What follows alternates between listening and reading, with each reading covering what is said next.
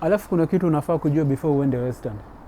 Unfortunately mimi sikuambiwa hivi. Kuna time nilienda western lakini sikuambiwa.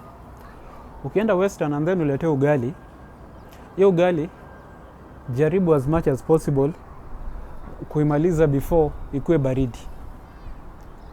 Ikiwa warm ama ikiwa moto, at least unaweza mega, unaweza ikula virahisi. Lakini the moment imekuwa baridi ikakauka ni hivyo.